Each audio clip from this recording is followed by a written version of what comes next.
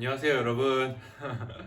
네, 사회문화입니다. 네, 이번 시간에 우리 사회문화 이제 1년 동안 강좌가 어떻게 진행되는지 선생님이 여러분들에게 소개를 해주려고 해요. 그래서 지금 이 시간은 고등학교 3학년들을 대상으로 해서 사회문화 그 수강생에 한해서 강의가 1년 동안 어떻게 이루어지고 사회문화라고 하는 교과목은 어떤 특성을 갖고 있는지 등등등, 그리고 앞으로의 우리가 공부를 어떻게 해나가면 좋을지 그 다양한 내용들에 대해서 1년의 방향성에 대해서 이야기를 한다라고 생각을 하면은 좋을 것 같아요. 자, 먼저 이 사회문화라고 하는 강좌를 담당하고 있는 그 교사는 김의균 선생님입니다. 아마 여러분들 굉장히 생소하죠? 처음 보는 이름이죠? 네, 저는요 이번에 그 처음 월간기도학교에 이제 오게 되었습니다. 고향은 청주예요. 청주에 있었는데 이제 여기 광주 한평 땅에서 이 월광 학원에서 큰 비전을 품고 이제 여러분들을 양육하고 있다라고 하는 그런 이야기를 듣고 저도 그 사역에 함께 하고자 이렇게 멀리까지 내려왔습니다. 그래서 여러분들을 만나게 돼서 너무 반갑고 기대가 많이 되고 그 앞으로의 시간 동안에 정말 여러분들과 즐거운 시간들, 은혜로운 시간들 많이 이제 만들어 가기를 희망하고 있습니다. 그리고 선생님 같은 경우에는 대학교에서는 이제 그 미술사라고 하는 영역도 전공을 했었고 경제학도 공부를 했어요. 그래서 경제학도 공부를 했고 미술사도 공부를 했고 그 두 가지를 공부를 하고 나서 다시 또 대학에 가서 교직기술을 또 했어요. 2년 동안 짧은 시간 동안에 교직기술을 해가지고 그 교직기술을 한 거는 역사 분야에 한정해서 교직기술을 했고요. 그래서 굉장히 다양한 분야로 공부를 했어요. 미술사도 공부를 했었고 이제 뭐 경제 쪽도 공부를 했었고 역사 전반에 걸쳐 가지고 깊게 공부도 했었고요. 그리고 여기 학교에 오기 전에 그 전에 이제 기독교 대안학교 비인가였던 기독교 대안학교에서 짧게 이제 근무를 했던 경험도 있습니다. 뭐 짧진 않았어요. 한 몇 년 근무를 했었는데 그 학교에서 이제 사회문화도 가르치고 또 한국사도 가르치고 또 법과 정치도 가르치고 다양한 이제 사회 과목들을 지도했었던 경험이 있습니다. 네, 그래서 여러분들과 함께 이 사회탐구 과목들을 정말 잘 해나가면은 너무 좋을 것 같네요. 자, 선생님 소개는 뭐 이 정도로 간단하게 하면 좋을 것 같아요. 뭐 더 깊이 있는 설명, 제대로 된 소개는 여러분들이 오고 난 다음에 그 이후에 함께 대화를 통해서 이제 서로를 알아가는 시간을 가지면 좋을 것 같습니다. 자, 그러면은 먼저 그 사회문화라고 하는 강좌가 어떻게 구성되어 있고 어떤 내용들을 여러분들이 배우게 될 것인지를 보도록 할게요. 먼저 대단원을 중심으로 해가지고 보도록 할게요. 총 사회문화는 1년 동안 배워야 될 단원이 5개의 단원이에요. 5개의 단원으로 1단원 뭐냐? 사회문화 현상의 탐구, 그리고 2단원 개인과 사회 구조, 그리고 3단원 문화와 일상생활, 4단원 사회 계층과 불평등, 그리고 5단원 현대사회의 변동 해서 5개의 단원으로 내용은 그렇게 많은 편이 아니에요. 사회문화는 내용은 그렇게 많은 편은 아니고 지식이 굉장히 많다라기보다는 그냥 이 교과목을 얼마나 잘 이해했는지가 이제 여러분들이 점수를 얻는 데 있어서 주요한 관건인 것 같아요. 그러면은 우리가 이 5개의 단원들을 어떤 교과서를 통해서 배우게 될 건지 그 교과서를 소개해 볼게요. 교과서는 여기 잘 보이시나요? 비상에서 나온 고등학교 사회문화라고 하는 교과서를 이거를 기본적으로 가지고 진도를 나갈 거예요. 교과서 자체는 그렇게 두껍진 않아요. 굉장히 얇아요. 마음만 먹으면은 하루에 1회독은 충분히 할 수가 있는 네, 하루에 1회독 네, 한 뭐 2, 3일에 1회독으로 할게요. 네, 여러 다른 교과목도 공부를 해야 하니까 네, 그렇게 해서 마음만 먹으면은 1회독 정도는 금방 할 수 있는 그런 이제 얇은 네, 교과서인데 얇다고 해서 내용이 부실하다거나 뭐 빠졌다라거나 그런 건 절대 아니에요. 설명을 핵심만 딱 요약 정리가 깔끔하게 잘 되어 있다. 그런 의학이에요. 그래서 요거 교과서 여러분들 계약하고 난 다음에 받아서 정말 이거는 1년 동안 잘 가지고 다니면서 수도 없이 반복해서 읽어야 될 거예요. 알겠죠? 그래서 요 교과서를 기반으로 하고 플러스 알파로 여러 다른 교과서들, 참고서들을 참고해가지고 여러분들과 수업을 해나갈 거예요.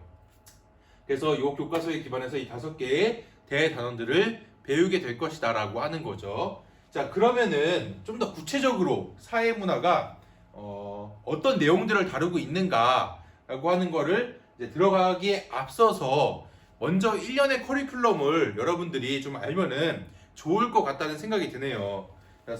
사회문화라고 하는 교과목, 우리가 뭐 궁극적으로는 사회문화 교과 자체가 지향하는 바를 따라가는 게 맞아요. 그런데 그보다도 선생님은 좀 더 중점적으로 둬야 될 게 수능이지 않을까라는 생각을 많이 해요. 물론 여러분들 중에서 수시로 대학 입시를 생각하는 친구들도 있고 또 이제 정시를 주로 많이 생각하는 친구들도 있을 텐데 일단 기본적으로는 이제 11월 달에 볼 그 수능에서 이 사회문화를 응시한다라고 하는 전제 하에서 수능에서 1등급을 맞는다라고 하는 것을 목표를 삼고선 수업을 설계해 나가는 게 너무 좋을 것 같아요. 그렇게 해야지만 맞을 것 같아요.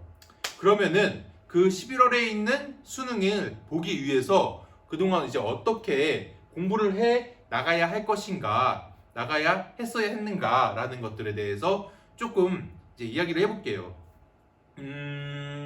보통 일반적으로 수능의 사회탐구 과목을 공부를 할 때는 고2 겨울방학 때부터 기본 개념이 들어가요. 그러니까 뭐 그 전에부터 할 수가 있죠. 그 전부터 할 수도 있는데 그 전부터 하면은 더 좋겠지만 고2 겨울방학 때부터 시작을 한다고 하더라도 늦은 건 아니에요. 그때 시작을 해도 충분히 만점을 받을 수가 있어요. 사회탐구라고 하는 교과목 성격이 원체 그래요. 그래서 뭐 지금 4월 달에 한다고 해서 또 늦은 것도 아니고 4월 달도 충분히 대비할 수 있는 기간이 있으니까 여러분들이 너무 늦은 거 아니야? 라고 걱정할 필요는 없습니다. 근데 여기서 더 늦으면은 곤란해져요. 4월 달에는 무조건 시작을 해야 돼요.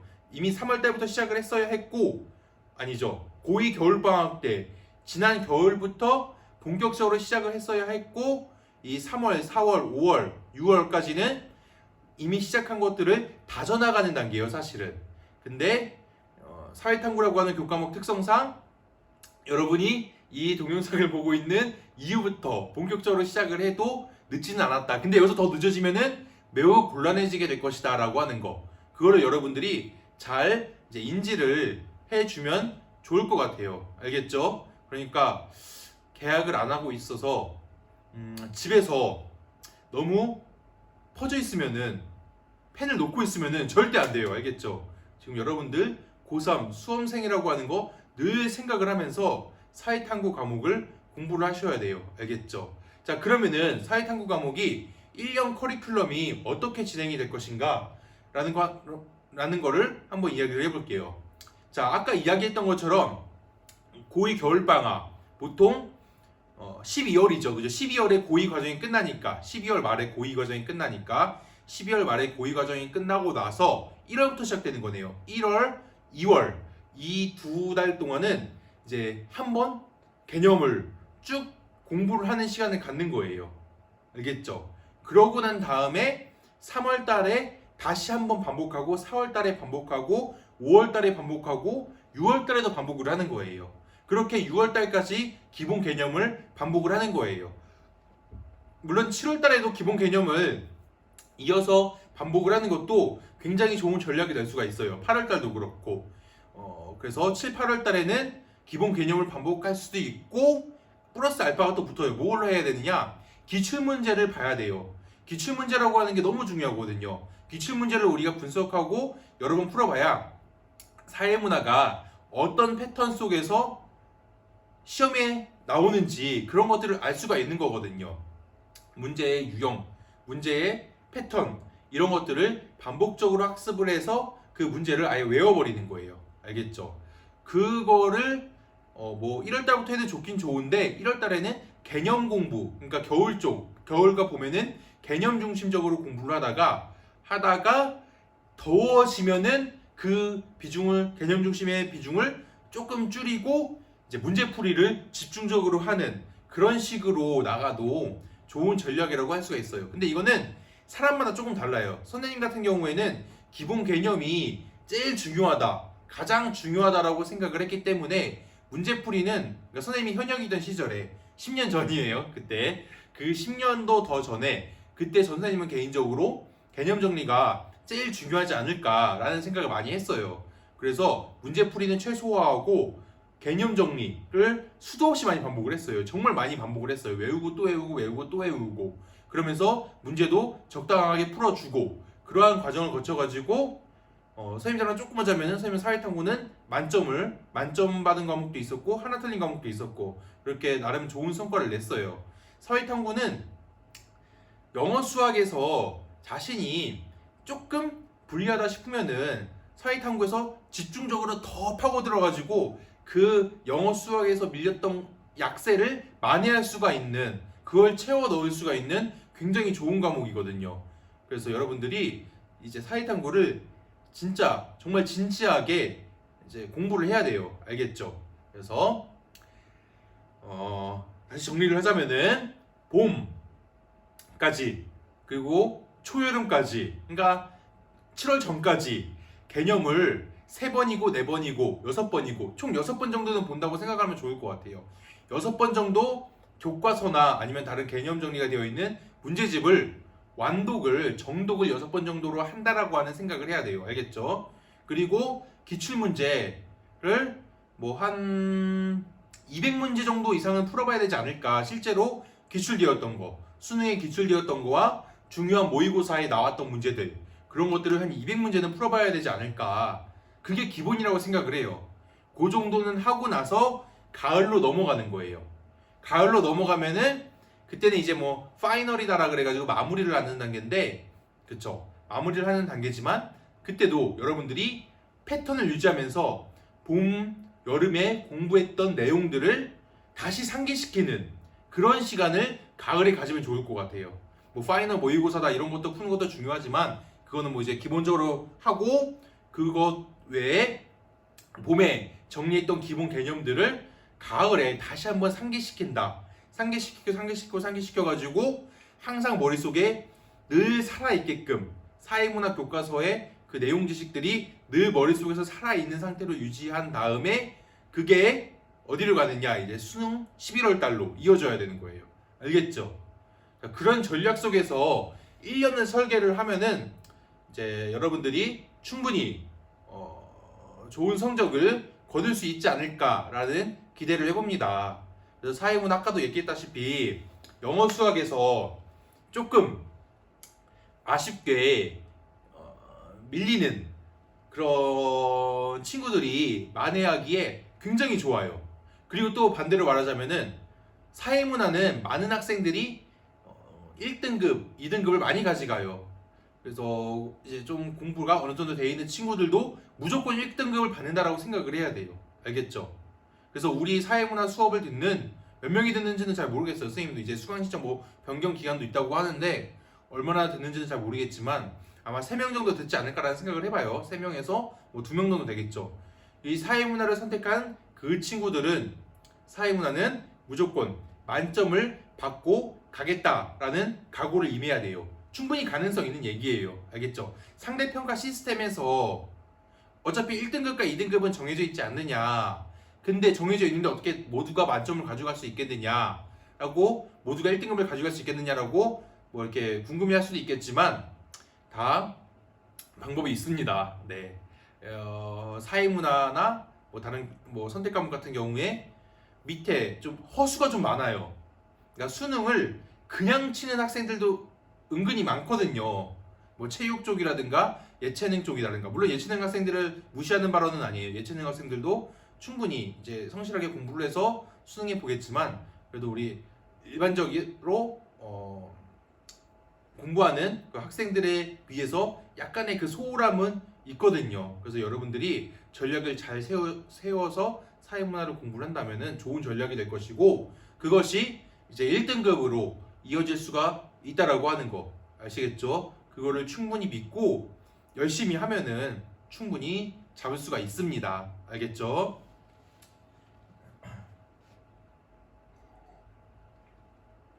자, 그러면은 1년 커리큘럼에 대해서 이제 여러분들에게 소개를 해줬어요. 그럼 다음으로 무엇을 볼 거냐? 사회문화 교과목이 대체 어떤 내용 체계를 담고 있는가, 어떤 내용들이 있는가라고 하는 거를 여러분들에게 소개를 해주도록 할게요. 자, 먼저 일단은 사회문화 현상의 탐구라고 하는 거, 요 부분부터 보도록 할게요.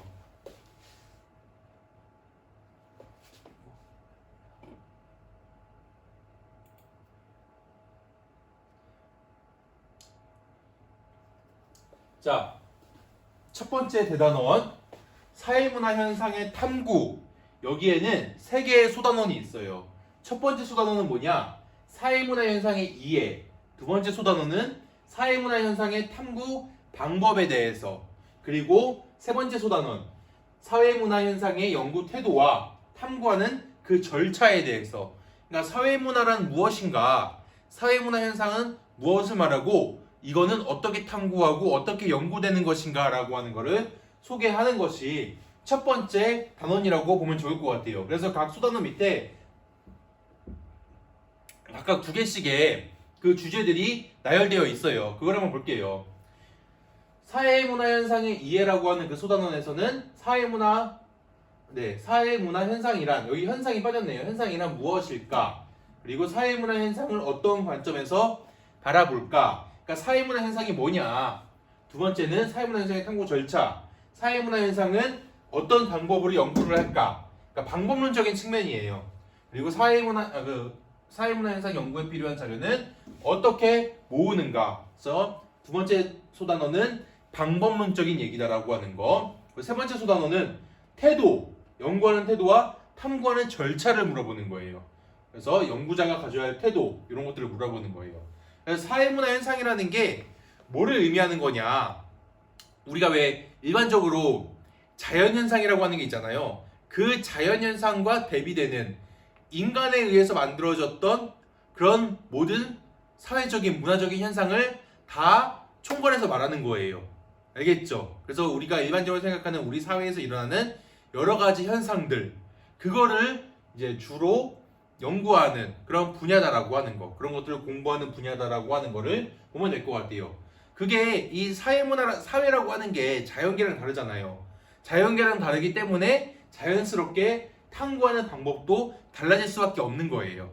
탐구하는 방법도 다르고, 또 아무래도 인간의 삶, 인간의 사회, 이런 것들을 연구 대상으로 삼기 때문에 그 연구 태도 또한 다를 수밖에 없다. 연구자가 가져야 할 마음가짐 자체가 다를 수밖에 없다라고 하는 거. 그게 사회문화 현상이라고 하는 거예요. 자, 그래서 요 대단원에서는 문제들이 뭐 사회문화 현상과 자연 현상, 이거를 구별하는 문제가 많이 나와요. 어떤 게 자연 현상이고 자연적 현상이고 어떤 게 사회문화적 현상인가, 이런 문제들도 나오고, 그리고 탐구하는 방법, 요거는 종종 나오는데 뭐 그렇게 자주 나오진 않는 것 같아요. 그리고 세 번째 소단원, 이것도 이제 연구 태도와 연구 윤리, 이런 것들이 나오는데, 요 부분 연구 태도와 연구 윤리라고 하는 요 부분에서 간혹 문제가 나오는 것 같아요. 그래서 여기는 약간 몸풀기 정도의 성격이에요. 이 단어는 몸풀기 정도의 성격이지만 우리가 소홀히 할 수가 없는 거예요. 알겠죠? 그래서 아마 한두 문제씩은 꼭 나올 거예요. 그래서 그 문제들을 여러분이 잘 보면 좋을 것 같아요. 참고로 선생님은 그 전에 학교에서 사회문화라는 교과목을 고3들을 대상으로 해가지고 2년 동안 수업을 했었어요. 사회문화 자체만 가지고. 그래서 굉장히 많은 기출문제들을 선생님이 분석을 했어요. 선생님이 기출문제들을 분석을 하고 아이들을 직접 이제 수능 보게끔 이끌어주고 부족한 개념 정리도 도와주고, 그런 식으로 지난 학교에서 시간들을 보냈어요. 그래서 선생님이 뭐 정확하진 않지만 뭐 선생님들 예측에서 약간의 어떤 미스가 날 수도 있긴 하지만, 그래도 얼추 어느 정도의 사회문화가 어떤 방향성에서 시험 문제가 나오는지 그 전반의 그림은 알고 있거든요. 네. 그래서 선생님이 하는 얘기들 신뢰를 가지고 들어주면 좋을 것 같아요. 알겠죠? 그리고 하나 더 덧붙이자면은, 처음에 이야기했던 것처럼 사회문화라고 하는 것 자체가 방대한 내용 지식을 물어보지 않아요. 내용 지식을 암기할 게 많지는 않아요. 중요한 건 뭐냐면은 여러분들이 이해를 하는 거예요. 알겠죠? 그 다양한 사회 문화와 관련된 개념들, 그리고 어떤 뭐 개념들이나 학습 내용들, 이런 것들이 뭘 의미하는가, 그거를 정확하게 이해를 하고 있으면 돼요. 그래서 잘 이해를 하려면은 내용 지식은 어차피 암기할 건 적고 이해할 건 많으니까, 요거를 잘하기 위해서는 아까 얘기했던 것처럼 교과서를 여러 번 다독을 한다거나, 아니면은 그 다른 이제 수험서 개념 정리되어 있는 책자, 이런 것들을 다독을 하면은 충분히 여러분들이 이런 내용들을 다 잡아갈 수가 있어요. 알겠죠? 자, 그럼 두 번째 단원 볼게요. 두 번째 대단원을 볼게요. 자, 두 번째 대단원은 개인과 사회 구조라고 하는 소단원이에요. 아니, 대단원이에요. 이 대단원 아래에 어떤 소단원들이 있느냐? 사회적 존재로서의 인간, 그리고 그 아래 주제들, 개인과 사회는 어떤 관계일까? 그리고 인간은 어떻게 사회적 존재로 성장을 할까? 사회적 지위와 역할은 무엇일까? 그리고 사회 집단과 사회 조직이라는 소단원을 이어져요. 이 소단원 아래에는 사회 집단이란 무엇을 말하는 것일까? 그리고 사회 조직이란 무엇일까? 그리고 세 번째 소단원, 사회 구조와 일탈 행동에 대해서 나와요. 사회 구조는 무엇을 의미하고, 일탈 행동이라고 하는 거는 왜 일어날까? 일탈 행동은 뭐 여러 가지 범죄 행위들, 그런 것들을 말하는 거예요. 이런 것들은 왜 일어나는가? 그래서 두 번째는 개인과 사회라고 하는 거에 포커스를 맞췄는데, 여기서 우리가 중요하게 봐둬야 될 게 뭐냐? 인간이 어떻게 사회적 존재로 성장할까? 이것도 중요하긴 한데, 세 번째 소단원에서 주로 이제 출제가 많이 되고 있어요. 지위와 역할은 무엇일까? 개인이 다양한 집단에 들어가잖아요. 가정도 하나의 집단이 되는 거고, 학교라고 하는 것도 하나의 집단이 되는 거고, 그 집단 안에서 어떤 지위를 맡고 있고 어떤 역할을 맡고 있는지, 그런 것들을 물어보는 게 이 세 번째 주제거든요. 여기에서 약간의 시험에서 약간 이제 시험에서 좀 반복적으로 출제되는 경향이 있어요. 그래서 이 부분 잘 알아두고, 두 번째 소단원은 뭐냐? 사회 집단과 사회 조직이라고 하는 거. 그럼 사회 집단은 무엇을 의미하는가? 그리고 사회 조직은 무엇일까? 사회 집단과 사회 조직이 엄연히 다르거든요. 그 다른 거에 차이점을 구별하는 문제. 그거에 대해서 이제 간혹 나오기도 해요. 그렇게 많이 나오는 편은 아닌 것 같고. 그리고 세 번째 소주제, 소단원, 사회 구조와 일탈 행동. 그래서 여기서는 이제 사회 구조를 여러 가지 종류의 구조들을 나열해 놓고 각각의 특징들을 물어보는 것들, 그런 것들이 나오고, 일탈 행동에 대해서는 종종 나오는 것 같아요. 알겠죠? 종종 나오는 것 같아요. 두 번째, 이 대단원이라고 하는 거, 그래서 사회라고 하는 거와 그 안에서의 인간의 역할, 개인은 어떤 존재인가라고 하는 거, 그거에 포커스를 맞춰가지고 여러분들이 요 단원을 이해를 하면은 좋을 것 같아요. 알겠죠? 자, 그러면은 세 번째 소단원을 볼게요. 세 번째 소단원.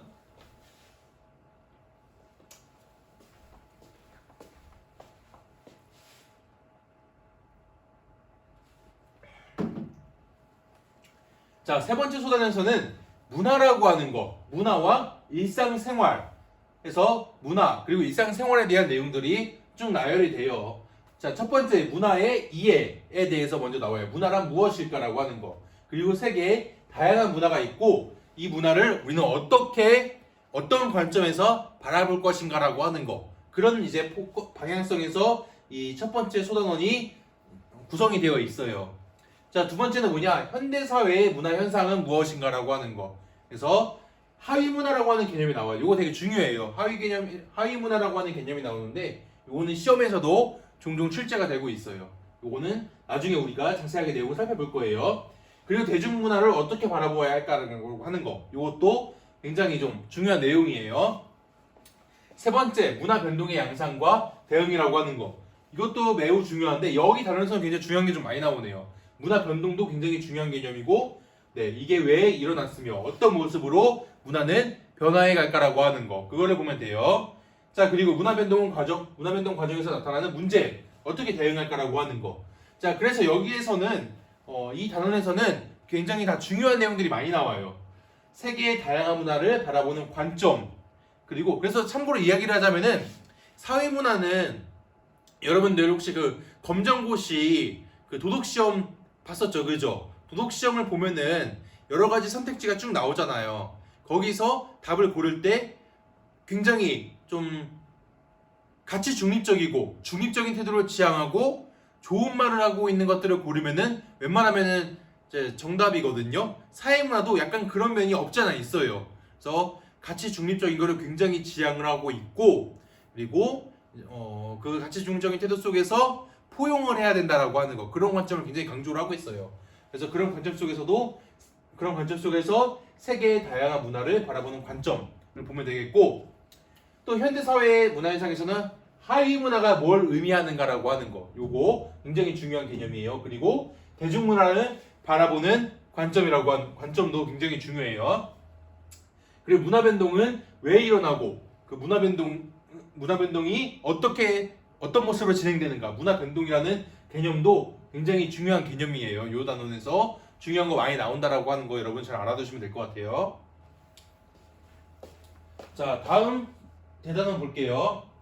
자, 다음 대단원에서는 사회 계층과 불평등이라는 주제를 통해 가지고 다양한 이제 내용들이 나오는데, 이 단어는 조금 많이 어려워요. 여러분이 그러니까 사회문화라고 하는 단원에서 거의 마지막이거든요. 이게 네 번째 대단원이에요. 요거 네 번째 대단원 다루고 다음 다섯 번째 대단원이 나오게 되는데, 이 네 번째 대단원이 난이도가 가장 높아요. 난이도가 가장 높고, 그리고 여기서 변별력 있는 문제들이 많이 나와요. 그러니까 아까 말했다시피 사회문화가 총 5개의 대단원이라고 했잖아요. 그 중에서 4개는 굉장히 쉬워요. 여러분들이 어느 정도 책을 이해하고 읽고 이해했다면은 충분히 풀 수가 있는 내용들, 내용 지식도 그렇게 깊지도 않아요. 간단한 내용 지식들이 다루어지는데, 그 4개의 단어는 기본적으로 많이들 맞고 들어가요. 기본적으로 많이 맞고 들어가고, 이 네 번째 단원에서 이 네 번째 소단원 대단원 사회계층과 불평등이라고 하는 이 단원에서 굉장히 어려운 문제가 나오게 돼요. 굉장히 어려운 문제가 나와가지고 여기에서 학생들이 좀 많이 갈라지는 그런 현상을 보여주고 있어요. 그러니까 1등급, 2등급과 1, 2등급을 받은 학생들과 3, 4등급으로 이제 좀 나눠지게 되는 그 기준이 되는 단원이 요 단원이라고 하는 거. 그리고 실제로 여러분들도 이 단원을 공부를 하다 보면은 외워야 될 게 은근히 좀 있고 까다롭고 약간 복잡한 개념들이 많이 나와요. 비슷비슷한 개념들이 나오는데 그거를 구별해 낼 줄 알아야 돼요. 구별하고 차이를 만들어 낼 줄 알아야 되거든요. 그리고 여기서는 또 약간 좀 골치가 아픈 게, 이제 여러분들이 이제 사회문화를 선택하는 학생들이 주로 수학을 별로 딱히 좋아하지 않는 친구들이 많이 선택을 하는 것 같아요. 그죠? 수학을 딱히 그렇게 좋아하지 않는 친구들이 사회문화라고 하는 과목을 많이 선택을 하는 것 같은데, 근데 이 단원에서는 간단한 수학 문제가 나와요. 네, 굉장히 놀랍죠, 그죠?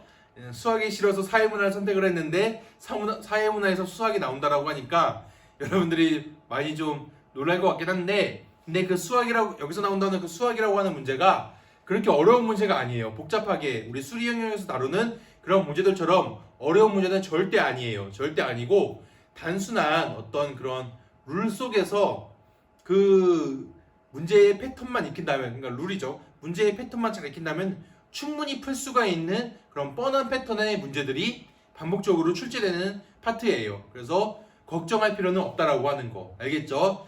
굳이 걱정은 안 해도 되고, 네. 그래서 굳이 걱정을 안 해도 되고 이 단원을 접근하면 돼요. 하지만 가장 어려운 부분이니까 철저하게 준비를 해둬야겠죠. 자, 그러면은 네 번째 네 단원 구체적으로 좀 볼게요. 사회 불평등 현상과 사회 계층의 이해. 여기는 그 사회 불평등이라고 하는 거, 사회적 불평등이라고 하는 거에 대해서 주로 이제 초점을 두고 있고, 계층이라고 하는 게 뭘 의미하는가 알겠죠? 그래서 우리 사회가 어떻게 이제 나눠지고 있고, 중산층이 어느 정도고 하위층이 어느 정도고 상류층이 어느 정도인지, 그리고 그게 가장 아름다운 비율은 건강한 사회라면은 그 비율이 어떠해야 하는가라고 하는 거, 그런 것들에 대해서 나오는 게 이 파트예요. 그리고 사회 이동과 계층 구조란 무엇일까? 이것도 이제 비슷한 내용들이에요. 그래서 여기 이 단원에서 어려운 문제가 좀 많이 나오니까 요거 이 첫 번째 소단원 요거 여러분들이 정말 집중해서 잘 공부를 해야 될 부분이에요. 가장 중요해요. 여기가 사회문화 전체에서 제일 중요하고 제일 어렵고 어렵지만 충분히 할 수 있어요. 자, 그런 부분이 이 부분이에요.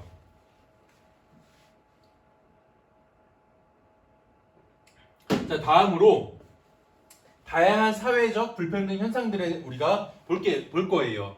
사회적 소수자 차별 문제, 그리고 어떻게 해결할 수 있을지 그 문제를, 성불평등 문제, 그리고 빈곤 문제, 빈곤, 불평등, 소수자 차별 문제, 이런 것들을 여러 가지 사례를 통해 가지고 우리가 접근을 하게 될 거예요.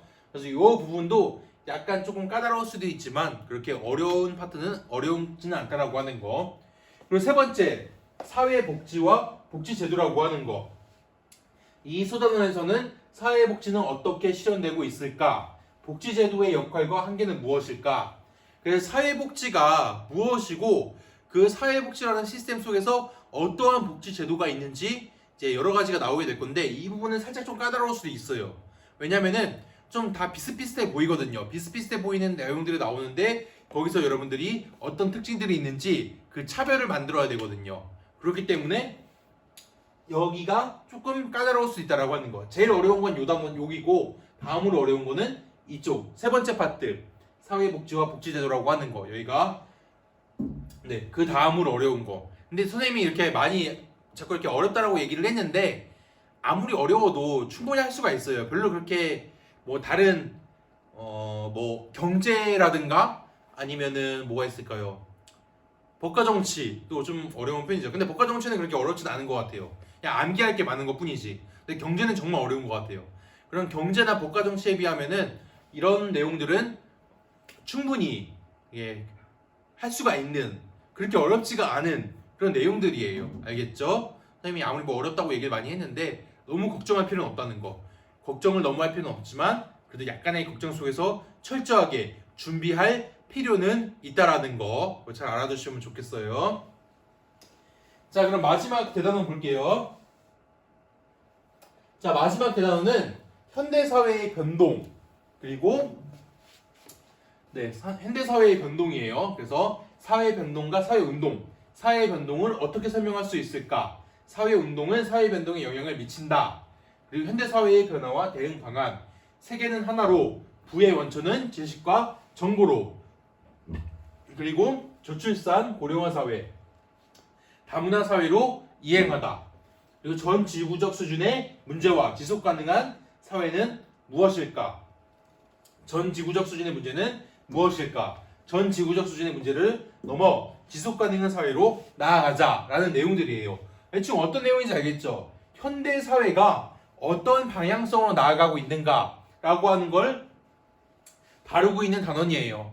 그래서 여기도 뭐 1단원처럼 1단원은 만약에 소개였다면은 여기는 이제 마무리하는 단계가 되는 거죠. 앞으로 현대 사회가 어떻게 나아가고 있고 어떻게 변화되고 있는가라는 걸 다루고 있는 부분인데 여기서도 쉽지만 문제가 좀 많이 나와요. 뭐 쉽다라고 보기보다는 그래도 어느 정도는 공부를 해야지만이 풀 수가 있는 그런 단원들이 나와요. 뭐 고령화 문제라든가 다문화 사회라든가 그리고 지속 가능한 사회는 무엇인가라고 하는 거. 이런 내용들이 나오게 되는데 여러분들이 공부를 충분히 한다면은 충실하게 한다면은 할 수가 있는 부분들이에요. 알겠죠? 그래서 이 단원도 그렇게 어렵진 않을 것 같아요. 그래서 선생님이 그래서 이렇게 대단원과 소단원 중심으로 여러분들에게 사회문화가 어떻게 구조적으로 만들어져 있는지를 쭉 소개를 했어요. 네, 소개를 쭉 했는데 네, 여기 5개 단원으로. 그래서 아까도 맨 처음에도 이야기했던 것처럼 사회문화라고 하는 단원이 그렇게 암기해야 될 내용 지식의 양이 많지는 않다. 암기해야 될 내용 지식의 양이 많은 거는 뭐 역사 쪽이라든가 그리고 어디냐 법과 정치라든가 이런 부분들이 암기해야 될 내용들이 좀 많은 편이죠. 그거에 비하면은 사회문화라고 하는 교과목은 이해 중심이라고 하는 거. 네, 이해 중심이라고 하는 거. 하지만 생활과 윤리도 이해 중심이긴 한데 생활과 윤리보다는 좀 더 암기해야 될 게 조금 더 있는 것 같긴 해요. 그리고 여기는 약간은 좀 까다로운 문제가 한두 문제 정도 나온다라고 하는 거. 아까 네 번째 단원 선생님이 되게 많이 강조를 했죠. 여기에서 까다로운 문제가 한 문제, 두 문제 정도 나와요. 이거는 어느 정도의 노력으로 충분히 극복 가능한 파트이기 때문에 전혀 걱정할 필요는 없다라고 하는 거. 까다롭지만 여러분들이 대비를 철저하게 한다면은 전혀 문제될 게 없는 파트라고 하는 거. 그래서 사회문화라고 하는 게 선생님은 여러분들이 선택을 정말 잘하는 것 같아요. 사회문화를 지금 몇 명을 선택할지 모르겠지만 사회문화를 선택한 학생들은 정말 교과목 잘 선택했다라고 이야기를 드리고 싶어요. 알겠죠? 좀만 열심히 한다면은 충분히 1등급으로 나아갈 수가 있는 그런 교과목이니까 여러분들이 같이 한번 잘 해보면은 좋을 것 같네요. 자, 그리고 또 이어서 선생님이 이야기를 해줘야 될 게 뭐가 있냐면은 그 수업의 일단 수업의 방식에 대해서 이야기를 할 거예요. 자, 일단 기본적으로는 선생님이 일주일에 1시간 정도는 강의식 수업을 많이 할 거예요. 이제 봄과 여름에 1학기가 되겠죠. 1학기에는 강의식 수업을 많이 할 거고 2학기 때는 강의식 수업은 거의 안 할 거예요. 거의 안 하고 여러분들 한 명 한 명 선생님이 좀 집중적으로 케어하는 그런 수업을 2학기 때는 할 거지만 그건 뭐 2학기 때 말할 부분이고 1학기 때는 강의식 수업이 3분의 1 정도는 될 거다라고 하는 거. 그리고 나머지는 뭐가 될 것이냐?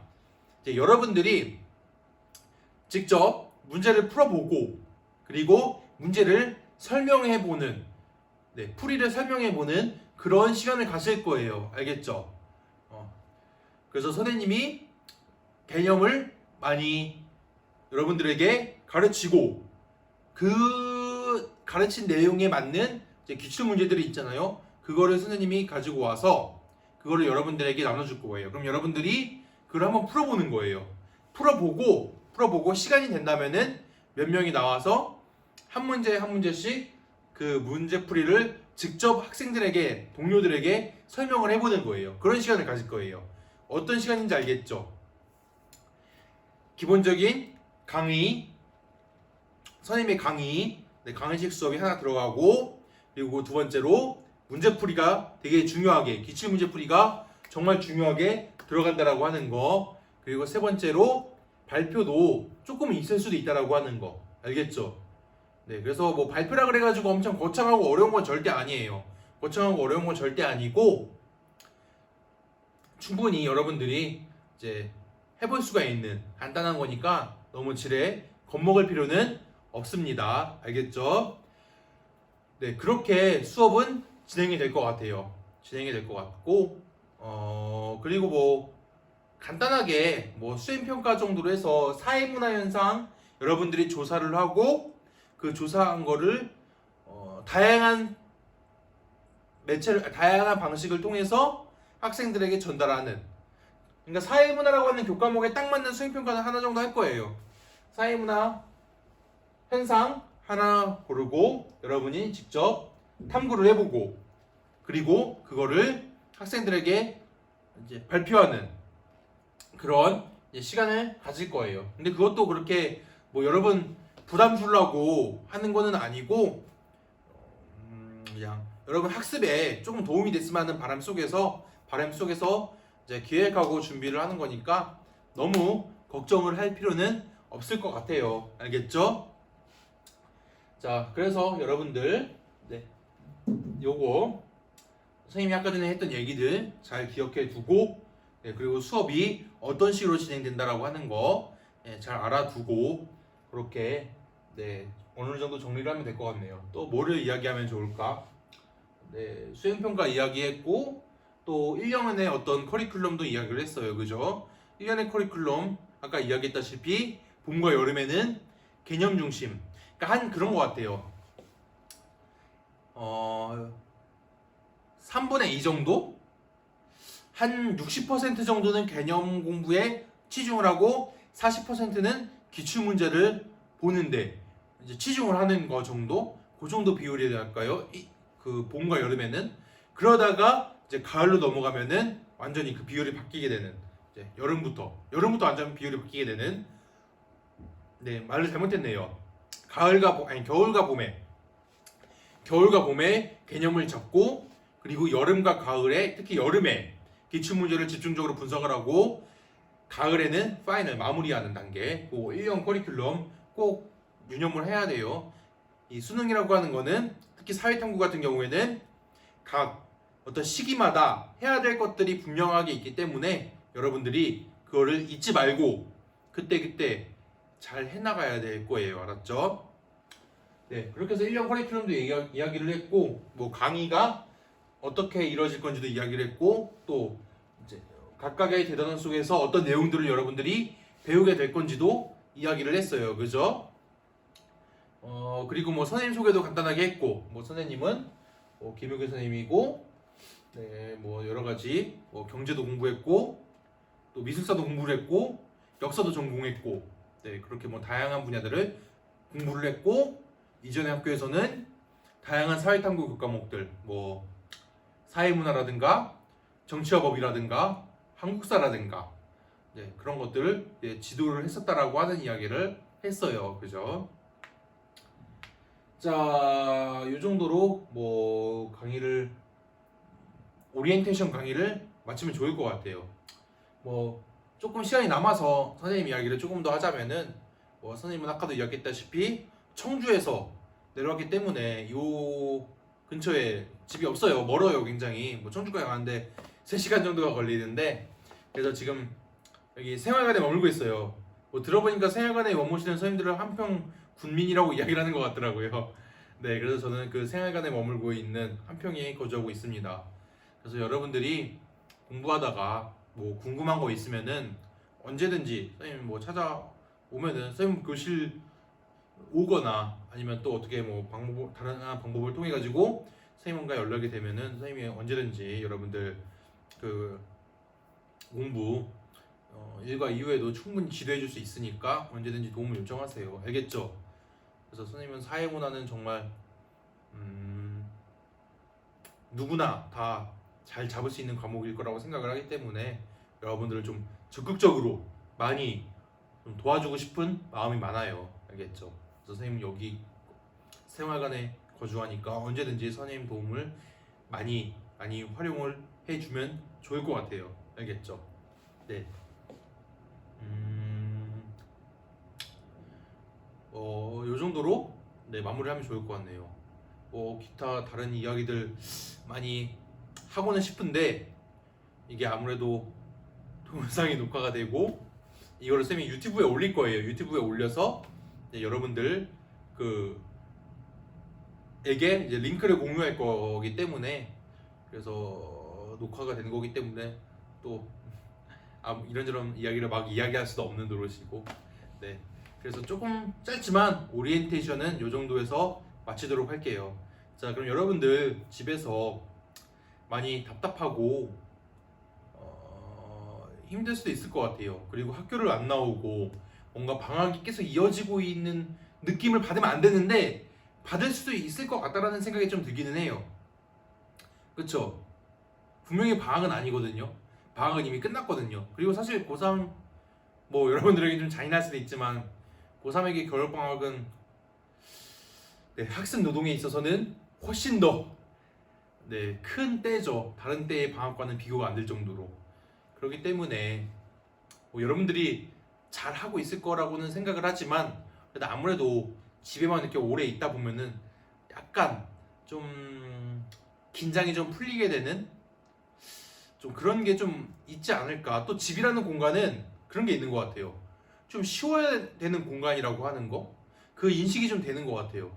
선생님 같은 경우에도 청주 집은 항상 뭐 잠을 잔다거나 좀 쉰다거나 뭐 그런 공간에 어떤 그 인식이 되게 강한 것 같아요. 공부는 주로 도서관에서 많이 했거든요. 그러다 보니까 도서관은 그냥 공부는 도서관에서 하고 집은 쉬는 곳이라는 그 인식이 되게 강해가지고 저는 집에 오래 있으면은 많이 좀 게을러지는 것 같더라고요. 뭐 여러분들은 어떨지 모르겠어요. 이것도 사람마다 다 케이스 바이 케이스니까 어떤 사람은 집이 또 공부하는 공간으로 제대로 인식이 돼가지고 집에서 공부를 열심히 하는 친구들도 있을 테고 여러분들 뭐 학원을 가는지는 모르겠네요. 뭐 독서실 다니고 있는지도 잘 모르겠어요. 그 학원과 독서실 물론 필요하기는 한데 지금처럼 그렇게 코로나로 인해 가지고 사회가 많이 시끌시끌하고 사회적 거리두기를 의무적으로 해야 되는 이런 때에 학원보다는 학원 다니기는 조금 위험한 게 많죠. 그래서 학원보다는 인터넷 강의를 많이 활용해주면 좋을 것 같아요. 그리고 이번에 찍은 게 반응이 좋고 잘 잡히면은 선생님이 자주 찍어서 올릴게요. 네. 그런 것 같아요. 또 무슨 얘기가 있을까? 네, 그리고 독서실 같은 경우에는 혼자 공부하는 거니까 충분히 괜찮을 것 같긴 한데 많은 사람들이 왔다 갔다 하잖아요. 뭐 코로나 같은 경우에 이 입을 통해서 침을 통해서 비말이라고 하죠. 비말을 통해서 옮는 경우도 많은데 그것보다도 손을 통해서 옮는 경우가 되게 많다고 하더라고요. 그래서 뭐 확진자이신 분이 만진 손잡이를 만진다거나 뭐 그런 식으로 감염되는 경우가 되게 많다고 하는 것 같아요. 그래서 여러분들이 집 밖에 뭐 시설들, 독서실이나 이런데 그런데 다닐 때 이제 손을 잘 씻고 손 소독제가 있다면 많이 활용을 하고 비누 꼭 사용해서 손 닦고 한다면은 좋을 것 같아요. 그러니까 독서실도 사실 좀 불안하고 위험하긴 한데 근데 이제 또 그렇다고 마냥 놀 수만은 없고 집에서 공부가 잘 안 된다면 또 가야죠. 어쩔 수 없이 갈 수밖에 없잖아요. 그죠? 간다 하더라도 개인 위생은 철저하게 지키면서 그렇게 하면 좋을 것 같네요. 네. 뭐 오리엔테이션 끝났다고 아까 이야기를 했는데 잔소리를 하다 보니까 또 5분이 지났네요. 자, 아무튼 오리엔테이션은 이 정도로 마치도록 할게요. 마치고 이제 여러분들이 빨리 와서 정말 같이 재밌게 공부를 하면 너무 좋을 것 같아요. 그날을 바라고 부디 다음 주에 꼭 그날이 오기를 바라면서 강의를 마무리할게요. 그리고 궁금한 거나 뭐 모르는 거 있으면은 언제든지 선생님한테 연락을 해도 좋을 것 같아요. 박경록 선생님이나 오진 선생님께 뭐 부탁을 드려가지고 선생님 연락처를 전달 받아가지고 선생님 뭐 카톡 추가해서 모르는 거나 뭐 그런 거 있으면은 언제든지 이야기 해주고요. 이 강의 내용은 선생님 유튜브 계정에 올릴 건데 그래서 그 유튜브 댓글이나 뭐 그런 걸로도 소통을 할 수가 있겠죠. 그래서 소통할 수 있는 방법은 사실 생각해보면은 많으니까 여러분들이 언제든 그렇게 찾아주면 좋겠습니다. 자, 그럼 오리엔테이션 마치고 여러분들 공부 본격적으로 인강 지금 충분히 잘 듣고 있겠지만 해주면 좋을 것 같네요. 자, 그럼 안녕.